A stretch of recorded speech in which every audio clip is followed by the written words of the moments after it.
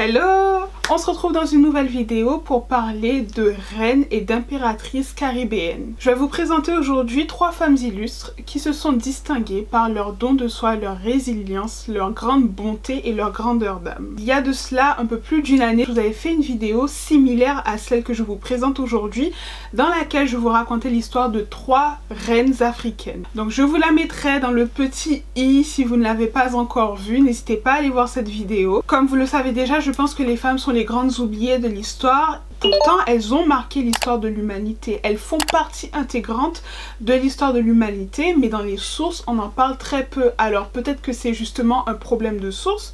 Je veux bien accorder le bénéfice du doute, mais malheureusement, je fais le constat que quand il s'agit des femmes noires, eh ben, le résultat est encore pire. La place qui est accordée aux femmes noires dans l'histoire s'amenuise. Par conséquent, j'ai décidé d'utiliser ma plateforme pour mettre en lumière ces histoires de ces femmes, ces profils de femmes qui ont marqué l'histoire pour que leur mémoire ne sombre jamais dans l'oubli. Donc si vous voulez en apprendre davantage sur les femmes qui ont marqué l'histoire, que ce soit des femmes qui ont été accusées de sorcellerie, que ce soit des femmes reines, des impératrices, des guerrières, des présidentes, des artistes, des chanteuses, n'hésitez pas à me rejoindre sur ma page dédiée à l'histoire, ma page Instagram dédiée à l'histoire Black Women in Art, dans laquelle je partage quotidiennement de nouvelles connaissances avec vous, des vidéos inspirantes, mais surtout des mini-biographies. Avant d'en parler sur YouTube, j'en parle d'abord sur Instagram, sur cette page Instagram, parce que c'est beaucoup plus simple pour moi de prendre une photo, d'écrire une mini-biographie pour Instagram et de poster sur Instagram. Lorsque je filme une vidéo, je dois me préparer, je dois travailler mon texte, je dois lire des bouquins, je dois me filmer, je dois faire le montage, je dois rechercher les images, les vidéos qui vont alimenter, nourrir ce montage-là. Donc ça me demande un travail très conséquent. Aussi, dernière chose avant de débuter la vidéo, vous allez retrouver en barre d'informations une bibliographie des ouvrages que j'ai utilisés, que j'ai lus pour préparer cette vidéo.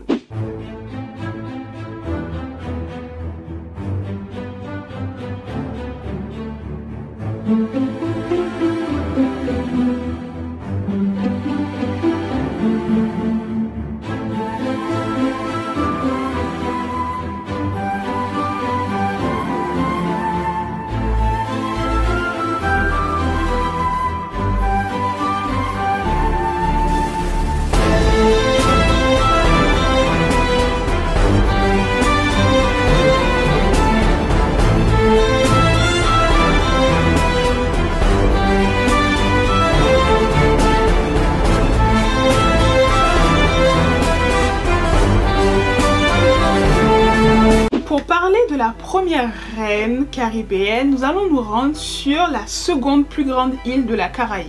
Durant la période dite précolombienne, je déteste ce mot, il faut savoir que cette île portait 3 noms selon l'ethnie indigène qui la peuplait. Elle était appelée Ahati, mais aussi Quisqueya Boyo. Vous l'avez compris, je fais référence à l'île qu'aujourd'hui on connaît sous le nom d'Hispaniola, sur laquelle cohabitent la République haïtienne et la République dominicaine. En effet, avant l'arrivée de Cristobal Colonización, excusez-moi, je voulais dire Cristobal Colon, Christophe Colomb quoi, pardonnez mon espagnol. Donc je disais, à l'arrivée de Christophe Colomb, l'île Quisqueya Boyo était peuplée par des Amérindiens. D'une façon plus générale, durant la période préhispanique, il faut savoir que les Antilles étaient peuplées par les Arawaks. Ensuite, il y a eu une forte arrivée de peuples, d'autres peuples amérindiens qui sont appelés Caraïbes ou Calinas ou Calinagos et qui ont conquis l'espace antillais au détriment des Arawaks. Par conséquent, quand les Européens arrivent dans les Antilles, ils découvrent des îles peuplées à la fois d'Arawak et de Caraïbes qui s'expriment en 2 langues différentes. Concernant l'île Quisqueya Boyo, il faut savoir qu'elle est divisée en 5 caciquas. Qu'est-ce que sont les caciquas? C'est une forme d'organisation utilisée par les Amérindiens. Ce sont des territoires indépendants. À la tête des caciquas, on retrouve un cacique qui est le dirigeant, qui est le chef, qui exerce un pouvoir héréditaire et absolu sur son territoire, le caciquat. Anacaona est la première femme dont on va parler aujourd'hui. Elle serait née en 1474 dans le cacique du Xaragua à Yaguana, pour être plus précis c'est la capitale. Et notre Anacaona est une Taïna, du peuple des Taïnos et son nom justement veut dire fleur d'or dans la langue des Taïnos. On dit qu'elle est d'une grande beauté, mais elle est aussi connue pour son intelligence et sa grâce. Parce qu'il faut savoir qu'Anacaona est une artiste, elle rédige des poèmes, elle réalise des chorégraphies lors des cérémonies religieuses. Anacaona a beaucoup de talent, je l'ai dit, c'est une danseuse, c'est une écrivaine, c'est une poète et lors de grands événements, elle est connue pour se donner un spectacle, animer les cérémonies. Anacaona est issue d'une famille de dirigeants. D'ailleurs, c'est son frère Borechio qui est le cacique du caciquat de Tsaragua. Comme elle est issue d'une famille de dirigeants, elle porte un grand intérêt aux affaires publiques. On dit qu'elle seconde son frère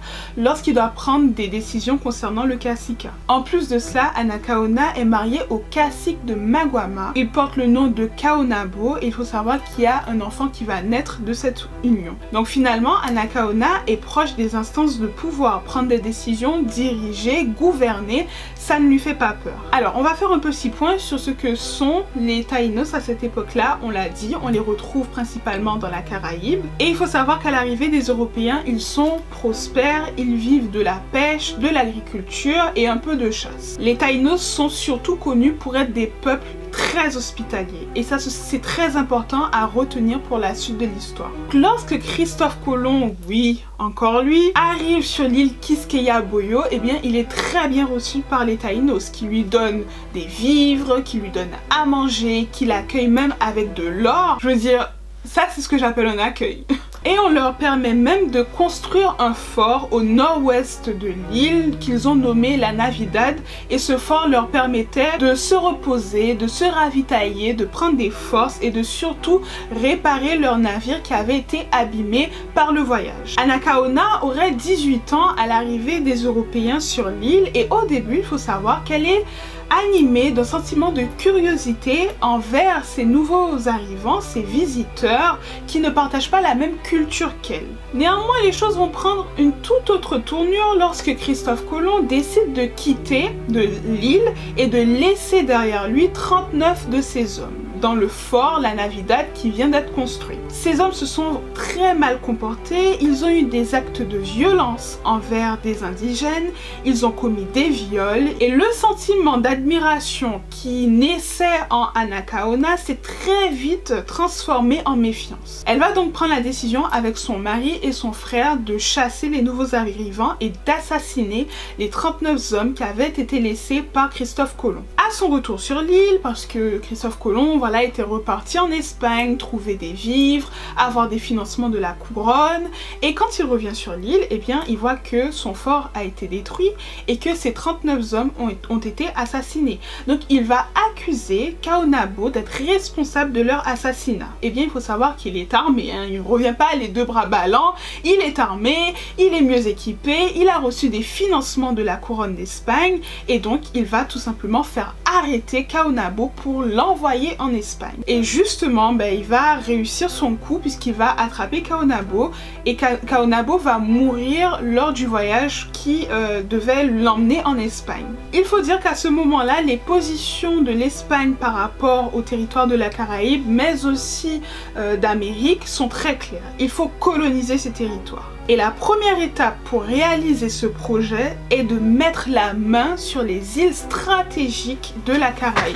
L'île Quisqueya-Boyo est un emplacement stratégique qui permettrait de servir de tête de pont pour conquérir les territoires d'Amérique. C'est alors que les Espagnols adoptent un comportement, une attitude de plus en plus agressive à l'égard des indigènes et un impérialisme à peine dissimulé. Comme à leur habitude, ils construisent des forts dont la fonction est à la fois défensive mais aussi offensive. Et surtout, ces forts leur permettent d'avoir un pied à terre et d'occuper l'espace. Anacaona, lorsque son mari est fait prisonnier, retourne auprès de son frère qui lui aussi meurt dans des circonstances que nous ne connaissons pas très bien. Son mari a été fait captif, il est d'ailleurs mort lors de la traversée. Son frère a disparu. C'est donc elle qui va prendre le pouvoir dans le caciquat de Xaragua. Cependant, lorsque Caonabo est fait prisonnier, le caciquat de Maguama, qui était le sien, va se soumettre aux Européens, ils vont se soumettre aux Espagnols. Christophe Colomb va fonder une colonie, il va renommer le territoire qu'il va appeler La Isabela et il laisse le commandement à son frère Bartolomé. C'est une excellente prise pour les Espagnols qui grignotent un peu du territoire par rapport aux indigènes et surtout qui ont un emplacement stratégique dans la Caraïbe. Et surtout, les indigènes de la nouvelle colonie, La Isabela, sont réduits en esclavage. Quelle surprise! Bien évidemment, les indigènes ne vont pas accepter ce sort sans broncher, ils vont se révolter massivement dans la colonie La Isabela. Mais lorsqu'en 1502, le commandement de la nouvelle colonie est accordé à Nicolas de Ovando, ce dernier va réprimer dans le sang les révoltes des indigènes. Donc Anacaona cherche un moyen de contre-attaquer, elle estime que les Espagnols sont responsables de la mort de son mari et elle est animée par un sentiment de vengeance. Malheureusement et contre toute attente, l'état de Marienne, au nord-ouest de l'île, s'allie à la colonie La Isabela. Il s'agissait d'un caciquat qui était dirigé par le cacique Guaca Nagarix, qui a décidé de s'allier aux Espagnols. Face à cette alliance, Anacaona n'est pas en position de force et elle est obligée de payer un tribut à Nicolas de Ovando. Mais vous l'aurez compris, Anacaona n'est pas du genre à se laisser faire et elle n'abandonne pas ses projets de révolte, sa volonté de chasser ceux qu'elle considère comme les envahisseurs de l'île Quisqueya Boyo. Son projet est très simple.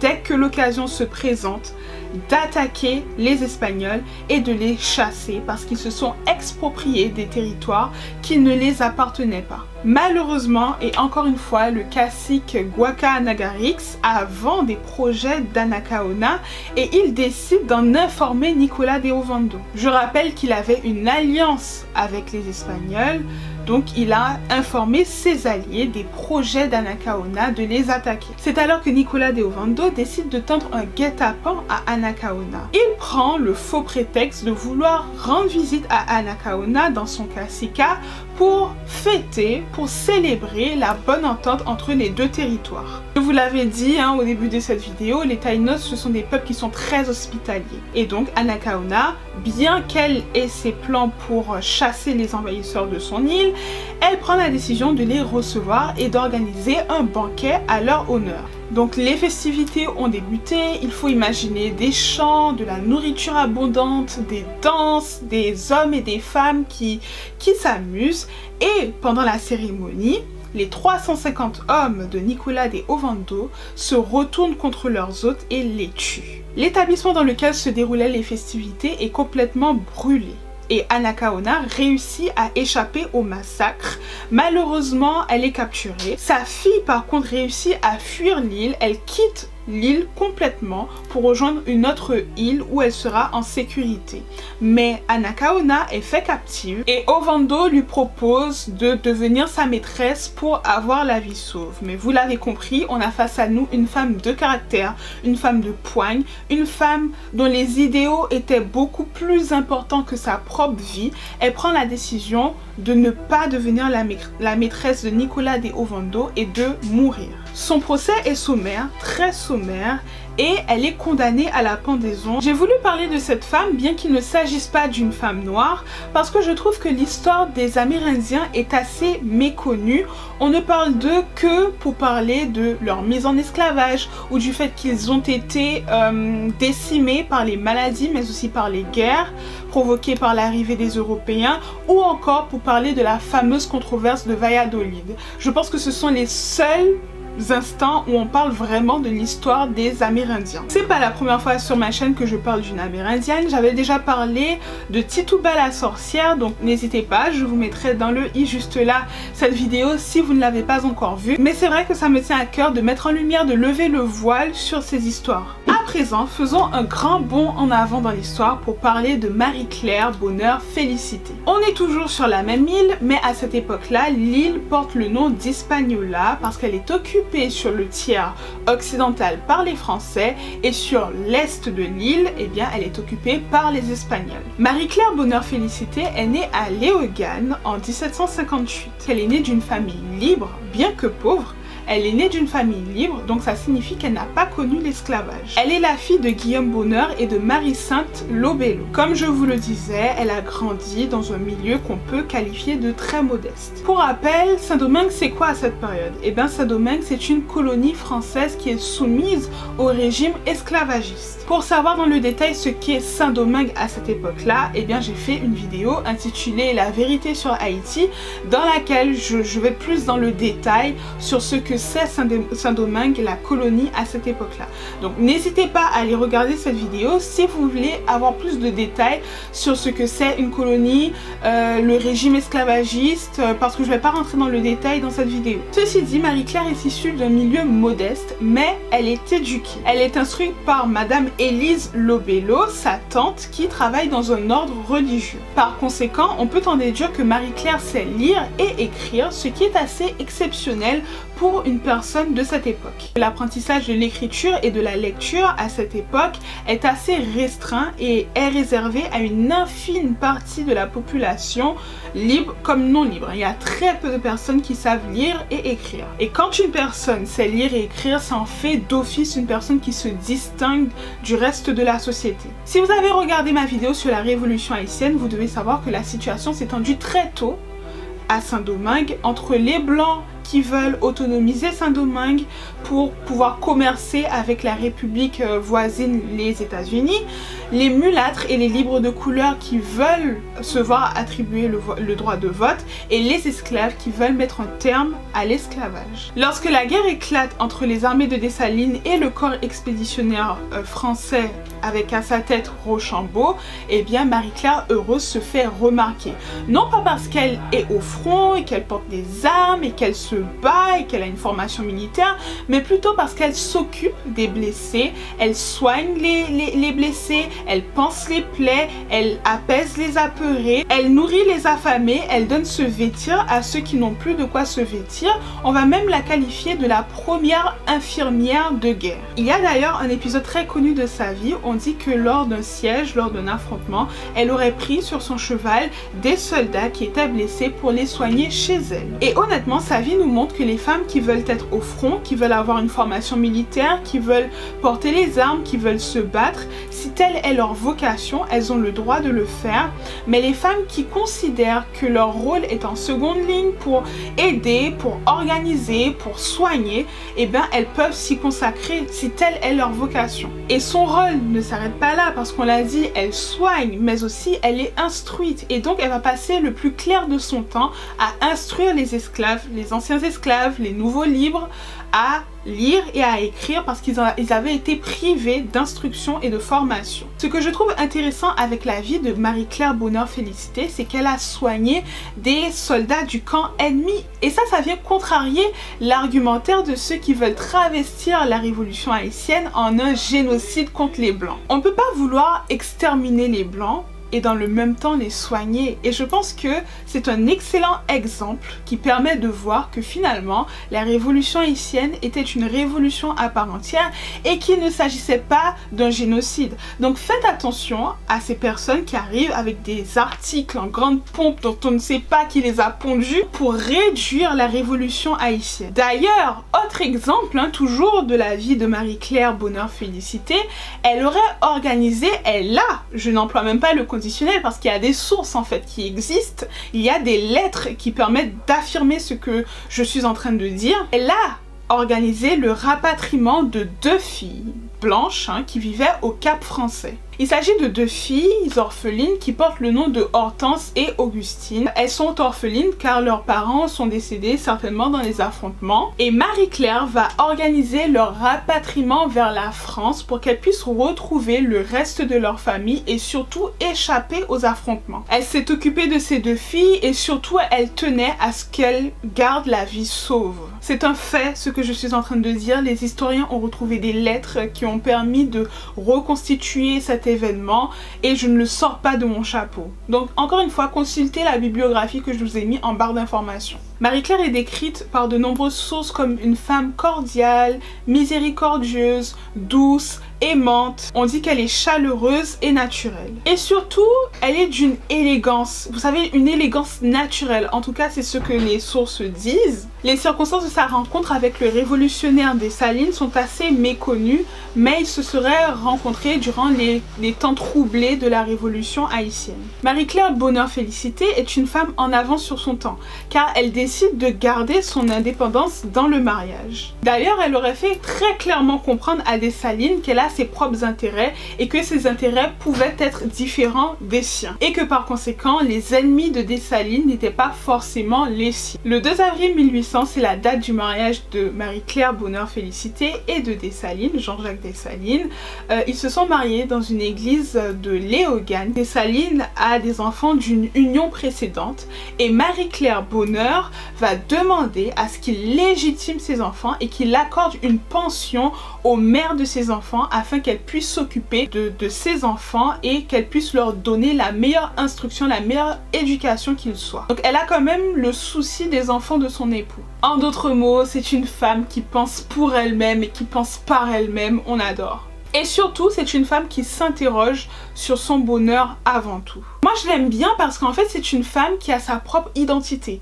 Et vous savez que sortir avec un homme de poigne, un homme de caractère, un homme d'idéaux, c'est très facile pour une femme de s'oublier et de perdre sa propre personnalité quand on a face à soi un homme aussi charismatique. C'est une femme qui crée sa propre identité, qui a sa propre force de caractère, qui pense pour elle-même. Et surtout, c'est une femme qui ne trouve pas son accomplissement personnel dans la figure légendaire de son époux. Et ça, je trouve que c'est quelque chose de très fort. Parce que comme je vous le disais, quand on a face à soi un homme aussi légendaire, aussi charismatique, ça demande une extrême force de caractère de ne pas s'oublier et d'avoir son propre cheminement de pensée, ses propres valeurs et surtout de camper ferme sur ses valeurs. Bon, je pense que vous l'avez compris, hein, j'aime bien cette femme. Mais bon, revenons sur la situation assez troublée à Saint-Domingue. Hein. On est en 1804, Jean-Jacques Dessalines devient Jacques Ier, il devient le premier empereur de l'histoire d'Haïti. Par conséquent, Marie-Claire, qui est sa femme, devient la première impératrice. Et autre chose que je trouve assez intéressant dans cela, c'est que Jean-Jacques Dessalines, Jacques Ier, décide de ne pas financer une cour, de ne pas nommer de nobles à sa cour. Selon lui, l'État haïtien est à construire, on sort d'une grande guerre, on a potentiellement les envahisseurs qui vont revenir, en remettre une couche, donc là, dans l'immédiat, la priorité, ce n'est pas de financer un train de vie de cour. Parce que ça coûte très cher en fait, hein, d'avoir une cour et d'entretenir cette cour-là. Et je trouve très intéressant sa décision de se concentrer sur la construction de ce nouvel État et surtout de limiter les dépenses futiles. Mais voilà, Dessalines est assassiné de façon assez prématurée et Marie-Claire va refuser l'hospitalité de Henri Christophe, on va y revenir. Et elle vit dans la pauvreté à Saint-Marc jusqu'à la fin de sa vie. Elle meurt en 1843 dans une précarité à plus de 100 ans. Et Marie-Claire a consacré toute sa vie à la nation haïtienne. D'ailleurs, elle a laissé une empreinte considérable dans la culture haïtienne puisque ce serait à elle qu'on doit la fameuse soupe Joumon que mangent les Haïtiens tous les 1er janvier et pas que, hein, souvent le dimanche aussi. Elle n'a été impératrice que de 1804 à 1806, mais elle mérite d'être honorée. On reste dans la même période et sur la même île et on va parler de la reine Marie-Louise. Marie-Lise Melgrin est née en 1778 dans la commune de Wanamint sur l'habitation Bédieu. Elle est née d'une famille d'affranchis, donc cela signifie qu'elle n'a pas connu l'esclavage et ses parents aussi étaient des affranchis. On peut dire qu'elle a une situation assez privilégiée puisque son père possède un hôtel. L'hôtel porte le nom de La Couronne au Cap Français. Elle a donc connu une enfance correcte, elle est de bonne famille et elle n'a pas grandi dans la pauvreté, bien au contraire. Il faut comprendre qu'elle a une situation de privilégiés par rapport à la majorité d'hommes et de femmes noires qui sont esclavagisés à cette période. Néanmoins, comme je vous le disais sur la vidéo sur Haïti, ce n'est pas parce qu'on est un libre de couleur qu'on n'est pas esclavagisé qu'on ne connaît pas de la discrimination pour autant. Les privilèges de Marie-Louise ne s'arrêtent pas là parce qu'elle sait lire et écrire, et encore une fois, je tiens à insister sur ce point, le fait de savoir lire et écrire dans une société où la lecture, l'écriture est réservée à une infime partie de la population, c'est un privilège et ça permet de se distinguer par rapport au reste de la société. Ce serait dans l'hôtel de son père qu'elle aurait rencontré le général Henri Christophe. Christophe a rejoint l'armée révolutionnaire de Toussaint Louverture. Vous vous en souvenez, Toussaint Louverture, ce général qui a gravi les échelons de la colonie et qui souhaitait autonomiser Saint-Domingue. Marie-Louise a 15 ans lorsqu'elle rencontre Henri Christophe et Henri Christophe lui-même a 26 ans, donc il y a quand même un petit écart d'âge. Il y a un truc qu'on peut dire à propos de Marie-Louise, c'est qu'elle est belle. Elle est très belle. Je sais pas, je vous laisse en juger par vous-même, mais moi je la trouve magnifique. Henri Christophe, lui, il a déjà des airs de noblesse et pourtant il est dépourvu de formation académique. Leur relation évolue vite parce que Henri Christophe lui demande sa main en 1793 au Cap Français et ils se marient durant cette année. Il va y avoir 4 enfants qui vont naître de cette union, mais ça on va y revenir. Mais ce qu'il faut savoir pour la petite histoire, c'est qu'il n'a pas obtenu la main de la jeune fille aisément parce que les parents de Marie-Louise estimaient qu'ils n'avaient pas suffisamment de ressources pour s'occuper de leur enfant. Néanmoins, c'est une relation passionnelle mais assez mouvementée en raison de la situation mouvementée à Saint-Domingue à cette époque-là. Marie-Louise est amoureuse et elle suit son mari dans son engagement pour l'indépendance de Saint-Domingue. Un an après leur union, elle met au monde leur premier enfant qui porte le nom de François Ferdinand. Ensuite, elle va mettre en 1798 au monde une fille qui porte le nom de Françoise Améthyste. Donc la famille s'agrandit au fur et à mesure qu'Henri Christophe gravit les échelons dans l'armée. D'ailleurs, la petite famille vit dans un très luxueux palace dans le Cap Français. Henri Christophe est connu pour être un homme qui a beaucoup de goût. Donc il faut imaginer un palace luxueux avec des tapis luxueux, avec des chandeliers de cristal, avec des statues de bronze. Bref, les Christophe vivent très bien, ne vous en faites pas pour eux. Mais en 1802, lorsque les troupes du général Leclerc débarquent sur l'île avec le but secret de rétablir l'esclavage, Marie-Louise est forcée de vivre dans la clandestinité. Donc ça va un petit peu dénoter avec cette vie de privilégiée qu'elle avait connue jusqu'à présent. Parce que rappelez-vous, en 1798, Henri Christophe avait été nommé commandant des arrondissements du Cap et de l'Est. Quand le général Leclerc arrive sur l'île en 1802,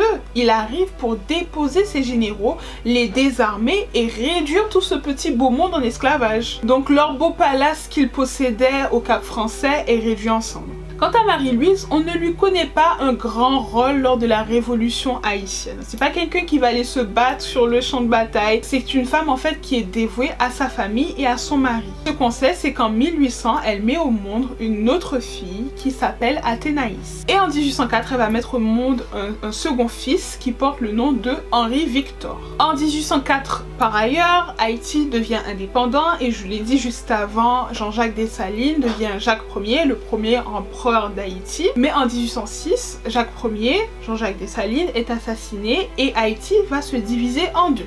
Alexandre Piétion prend la partie sud de cette partie d'île et Henri Christophe, le mari de Marie-Louise, va prendre la partie nord de l'île. Quand en 1807, Henri Christophe, le mari de Marie-Louise, devient président de la République d'Haïti, eh bien Marie-Louise prend le titre de première dame. Et durant le mandat de son mari, c'est une femme assez effacée finalement, qui ne prend pas part à la politique. Ça reste une femme discrète qui soutient son époux. C'est une femme qui est plutôt dévouée, comme je vous l'ai dit, à son peuple, mais surtout à sa famille, à ses enfants, à son mari. En 1811, son époux prend le titre de roi d'Haïti et donc elle prend, elle, le titre de reine consort. À ce titre, elle réside dans le palais Sans Souci construit par son époux au début de son règne. Alors pour info, le palais est localisé à Milo, dans l'actuel département du Nord. La construction du palais et des dépendances ont débuté en 1810. Les travaux se sont achevés en 1813. Il y avait le palais principal, mais aussi en périphérie du palais, il y avait une chapelle à coupole qui a brûlé récemment d'ailleurs. Et plus loin encore, on retrouve la citadelle La Ferrière en hauteur qui surplombe le territoire. Et tous ces monuments, ils ont été construits par le roi Henri-Christophe, notamment la citadelle La Ferrière qui a été construite pour faire face à une potentielle invasion française. Le style architectural de ce palais est d'une complexité. C'est tout simplement un joyau architectural. On voit à quel point ces hommes étaient des visionnaires, parce qu'il s'agissait d'une construction majestueuse que les contemporains de Marie-Louise surnommaient le Versailles de la Caraïbe. Il y avait 2 entrées de chaque côté du bâtiment principal, lequel possédait 3 étages. La première entrée de prestige présente un double escalier monumental menant au pavillon central. Bon, aujourd'hui dans les ruines de ce palais, on retrouve une statue de marbre de Marie-Louise que son mari avait fait construire à son effigie. De toute façon, le roi Henri-Christophe est connu pour être un roi bâtisseur. Ce dernier a construit partout dans son royaume des forteresses et des fortins pour faire face et surtout pour parer une potentielle nouvelle invasion française. Quant à Marie-Louise, dans son palais, elle a droit à des personnels et des domestiques. Dans le jardin nommé Folie des Dames, elle fait pousser des plantes, des herbes, des fruits, des fleurs exotiques et surtout très rares. C'est un véritable jardin botanique qui est élaboré par des paysagistes mais aussi des arboriculteurs les meilleurs de cette époque. Marie-Louise est une femme qui est proche de la nature et elle s'épanouissait finalement dans le palais. Alors là, on arrive à ma partie préférée parce qu'il y a une vie de cour qui se met en place. En effet, Henri-Christophe, lorsqu'il devient roi, il décide d'anoblir, de donner un titre de noblesse aux frères et sœurs de Marie-Louise. Donc les frères et sœurs de Marie-Louise sont faits ducs et duchesses. Marie-Louise doit organiser dans le palais des banquets et des cérémonies officielles dans lesquelles on retrouvait des émissaires étrangers, des ministres et des grands noms du royaume.